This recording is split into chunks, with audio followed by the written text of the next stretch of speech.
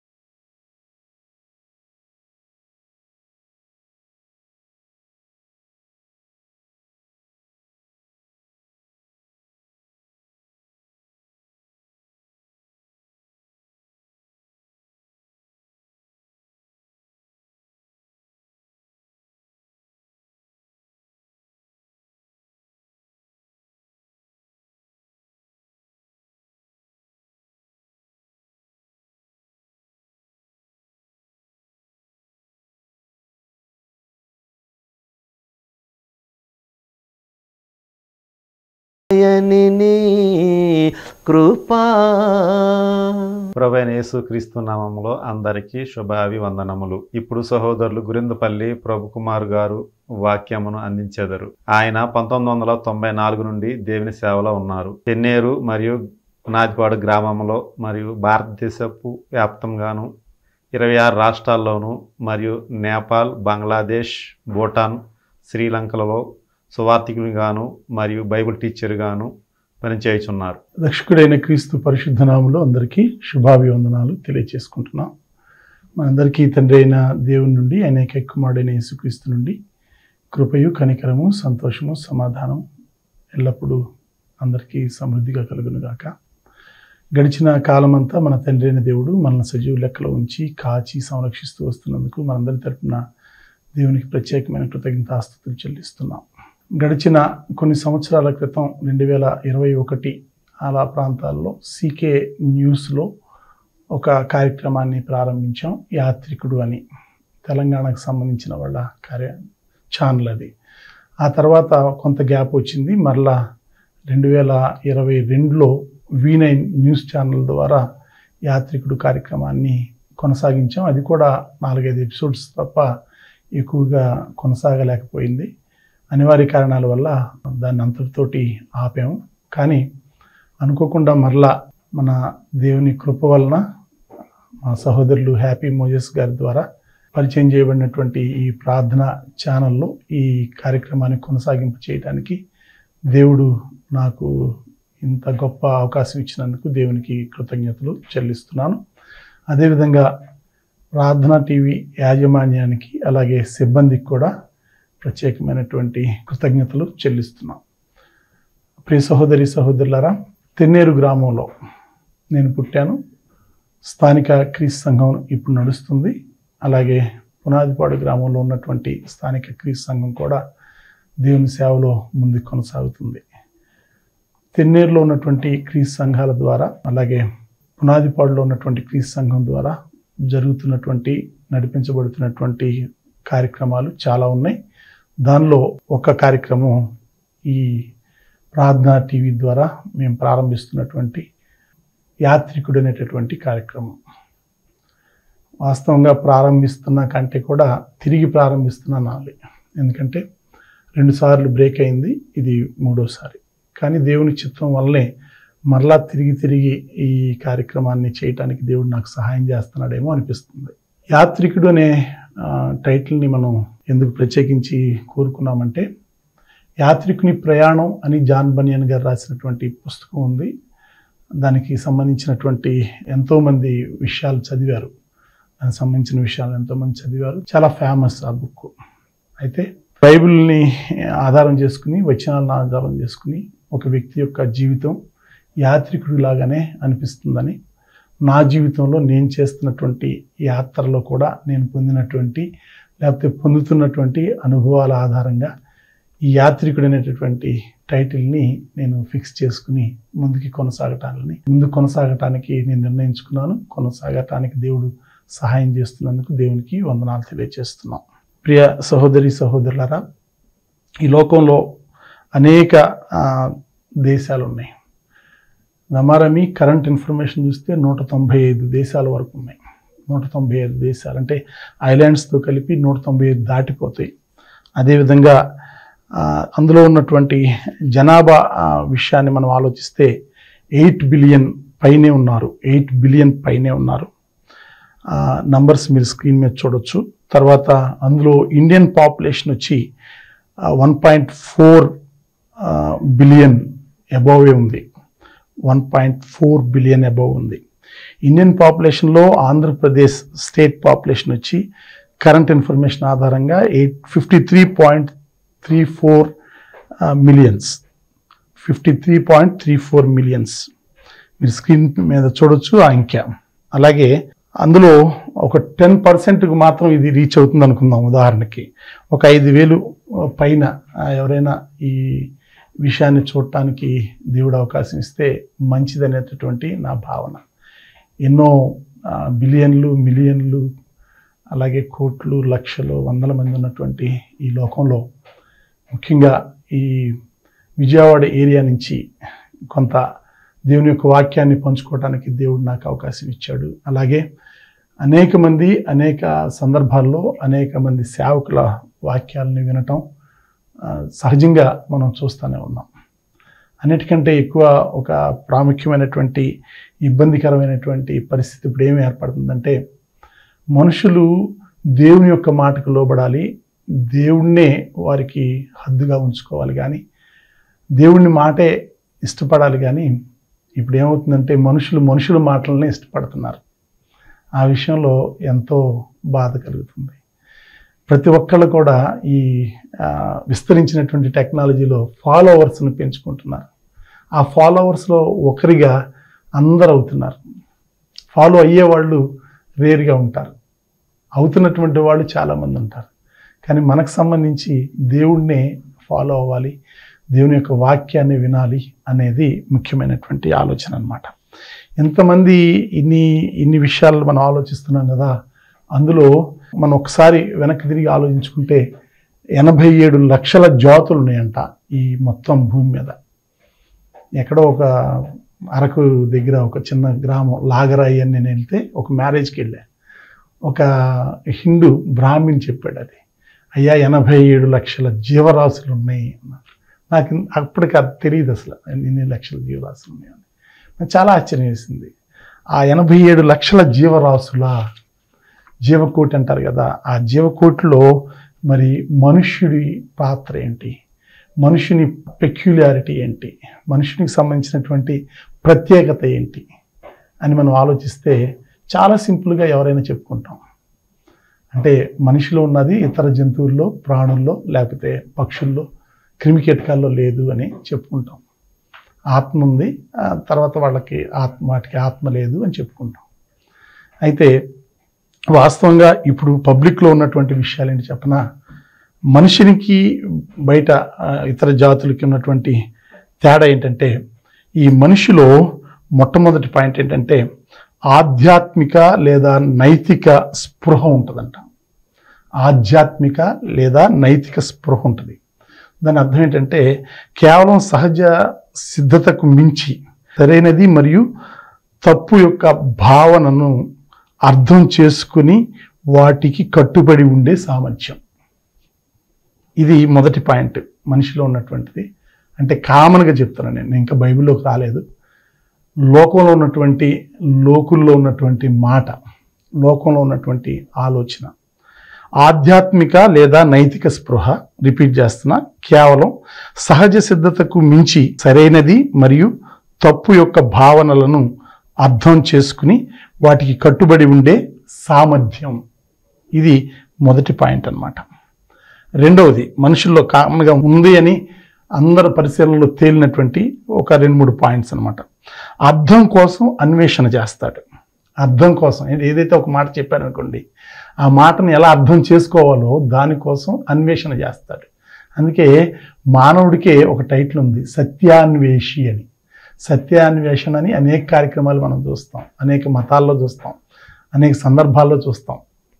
దేవుడు ఆత్మ కనుక ఆయన ఆరాధించేవారు ఆత్మతోనూ సత్యంతోననే పాయింట్ కూడా ఉంది అక్కడ.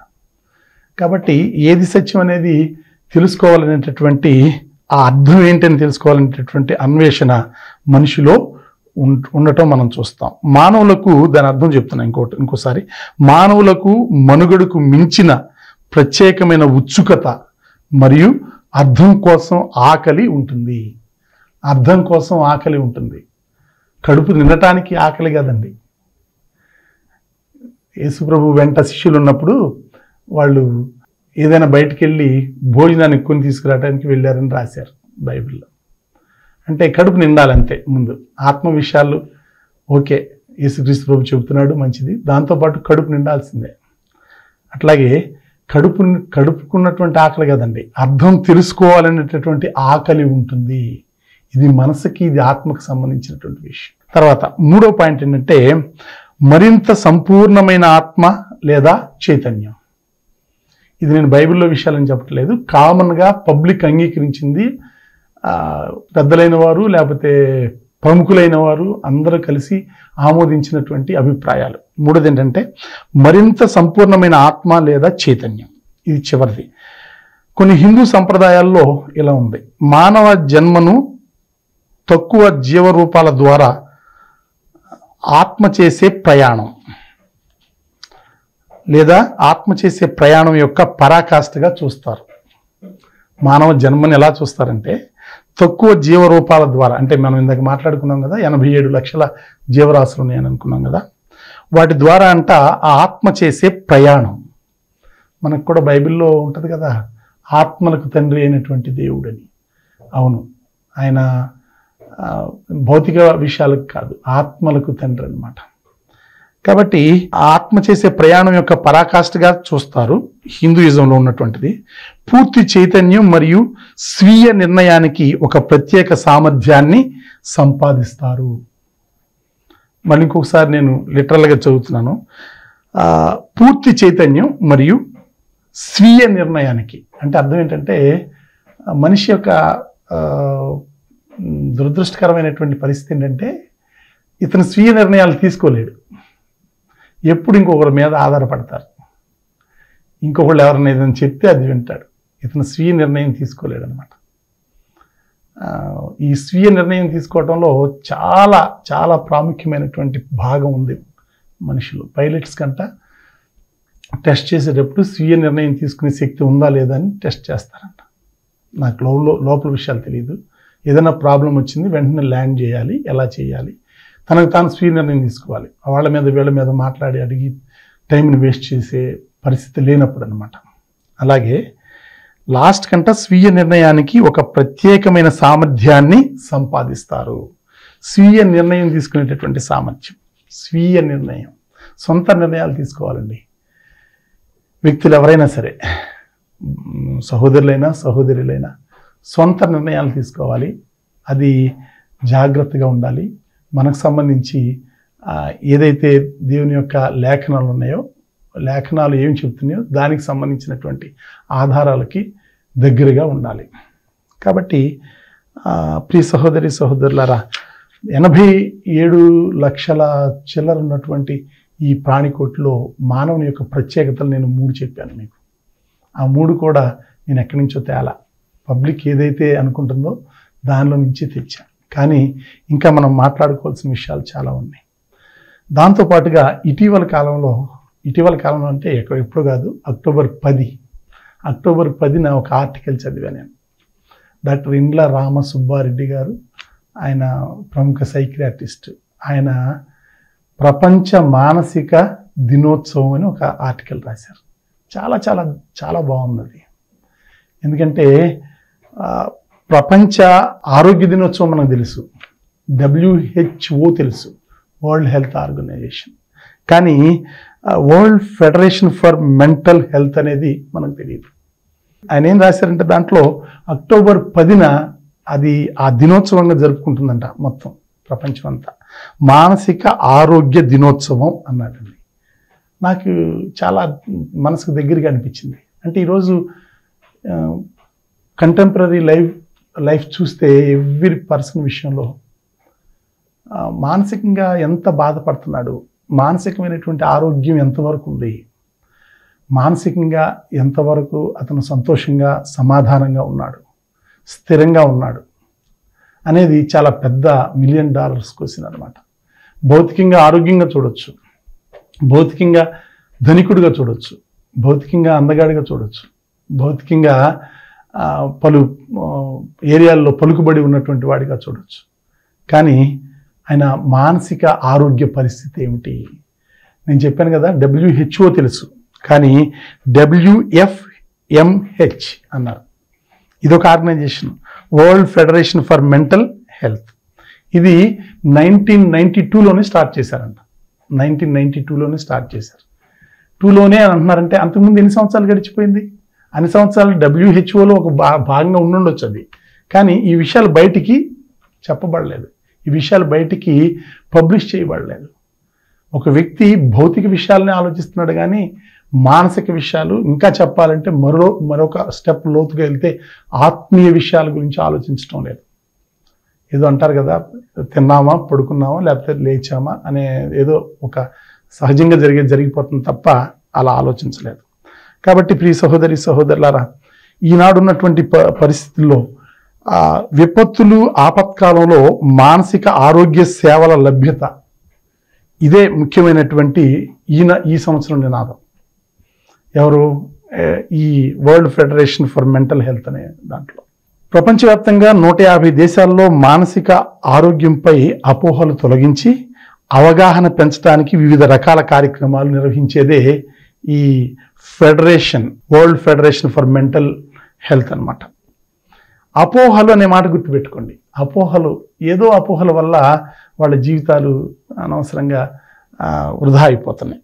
కాబట్టి ఆ అపోహలు కాకుండా సరైనటువంటి విషయాలను మనం ఆలోచించాలి. ఈ లోకంలో ఎంతో డిజాస్టర్ ఉంది, ఎన్నో రకాలైనటువంటి ఇబ్బందులు ఉన్నాయి. అందుకే జీవించిన జీవితం వేరు, చేసినటువంటి యాత్ర వేరు. ఈ మాట మనకి ఎక్కడుంటుంది? బైబిల్లో ఉంటుంది. బైబిల్లోకి ఒకసారి వస్తే 47వ అధ్యాయం, ఆదికాండం 47వ అధ్యాయంలో యోసేపు వాళ్ళ నాన్నగారు అయినటువంటి యాకోబుని తీసుకెళ్ళి ఫరో ఎదుటికి నిలబెట్టినప్పుడు ఆయన అడిగాడు, నీకు ఎన్ని సంవత్సరాల వయసు ఉంటుంది? ఎందుకు అడిగాడంటే వాళ్ళ పెద్దోళ్ళందరూ ఒక 70-80 సంవత్సరాలు బతికారు, కానీ ఎదురుగా చాలా పెద్ద మనిషి కనబడుతున్నాడు. కాబట్టి ఎంత అని అడిగితే ఆయన ఏం చెప్పాడంటే 47వ అధ్యాయంలో 9వ వచనంలో యాకోబు ఇలా మాట్లాడాడు, నేను యాత్ర చేసిన సంవత్సరములు 130, నేను యాత్ర చేసిన సంవత్సరాలు 130, నేను జీవించిన సంవత్సరములు కొంచెముగాను దుఃఖ సహితమైనవిగా ఉన్నవి. దుఃఖరహితం కాదండి. మేము చేసే ఈ ప్రయాస ఏంటంటే దుఃఖరహితంగా మారాలి ఆ రోజులన్నీ, అంతే తప్ప దుఃఖ సహితం కాదు. 130 సంవత్సరాలు బతికారు. 130 సంవత్సరాలు ఒక పర్సనాలిటీని ఎదురుగా చూసి ఏంటి ఇంత వయసు కూడా పెరుగుతాడా, ఇంత వయసు కూడా బ్రతుకుతాడా ఒక మనిషి అని డౌట్ వచ్చి మీకు ఎన్ని సంవత్సరాలు అని అడిగితే చెప్పాడు ఆయన. కానీ అందులో ఏం చెప్తున్నాడంటే యాత్ర చేసిన సంవత్సరాలు 130, కానీ నేను జీవించిన సంవత్సరాలు కొంచెముగాను దుఃఖ సహితముగాను ఉన్నవి, దుఃఖ సహితమైనవి. అయితే అవి నా పితరులు యాత్ర చేసిన దినములలో వారు జీవించిన సంవత్సరములన్నీ కాలేదని ఫరోతో చెప్పాను. ఇప్పుడు మీరు కూడా అర్థం చేసుకోండి, మన జీవితాలు, మన తండ్రులు, వాళ్ళ తండ్రుల జీవితాలు అవి బాగున్నాయి. గడిచిపోయిన రోజులు ఎప్పుడు కూడా బాగుంటాయి. టెక్నాలజీ పెరిగిపోయింది, మనుషులు పెరిగిపోయారు, సంతోషం పెరిగిపోయింది, రకరకాలైనటువంటి కార్యక్రమాలు పెరిగిపోయినాయి, కానీ ఆధ్యాత్మికత, ఆత్మీయ విషయాలు లేదు, మానసిక ప్రశాంతత లేదు. ఈ వచనాన్ని మీరు మనసులో పెట్టుకోండి. మనం ప్రయాణం చేస్తున్నాం, యాత్ర చేస్తున్నాం, కానీ యాత్రలో మనం జీవించిన సంవత్సరాలు అన్ని సంవత్సరాలు కాలేదు. మా పితరులు జీవించిన సంవత్సరాలు కాలేదంటాడే, మన జీవితంలో కూడా అంతే.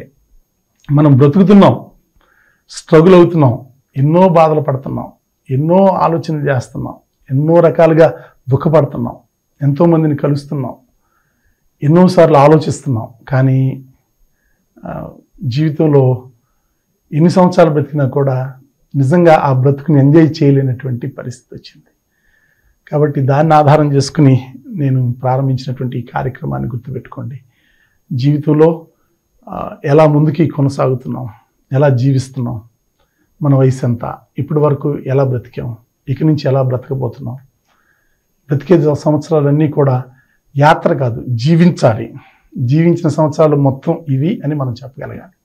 దేవుని చిత్తం అయితే భవిష్యత్తులో ముందుకు కొనసాగుదాం.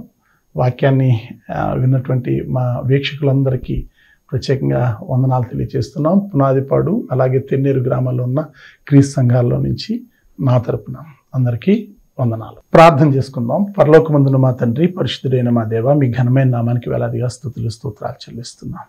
అయ్యా, గత కొన్ని సంవత్సరాలుగా ప్రయత్నం చేస్తున్నటువంటి ఈ కార్యక్రమాన్ని మరలా తిరిగి పునః ప్రారంభించడానికి సహాయం చేశారు.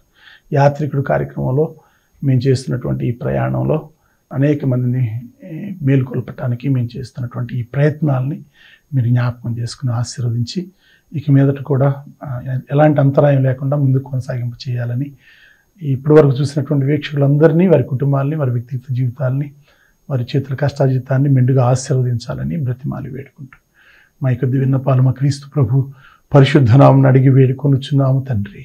ఆమేన్. అందరికీ